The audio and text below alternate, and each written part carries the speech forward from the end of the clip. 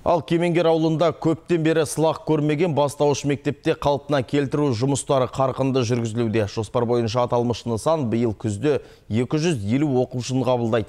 Кемеңгердегі келісті қызмет барысын біз де бақылап көрдік.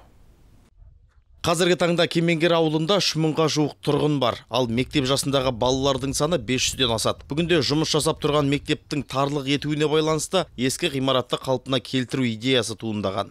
Обратились к области, область сразу же поддержала. Біз облысқа ұсыныс жасадық. Олар бірден қабыл алды. Ақша бөлінді сәуір айының 20-сынан бастап. Балқаш жібек жолы фирмасы қалпына келтіру жұмыстарына кірісіп кетті. Бұрын бұл жерде Красноармейка аграрлық техникалық колледжінің зертханасы болған. Бірақ ол ұзақ уақыт пайдаланбады. Кейін әкімшілік ғимарат орналасты. Ал былтырдан бері ғимарат бос тұр. Красноармейского аграрного колледжа.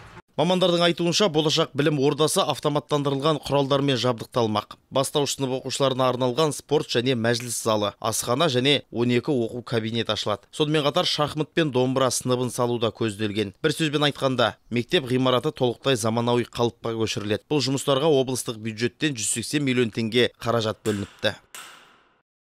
Здание пустовало 10 лет. Ғимарат 10 жыл бұрын қаңырап бос тұрған. Монтаждау жұмыстарына уақыт көп кетті. Бүгінгі таңда құрылысты уақытында аяқтаймыз деп үміттенеміз. Қазіргі таңда жұмыс қарқыны қатты. Стараемся, чтобы в сроки все успеть. В принципе, работа идет.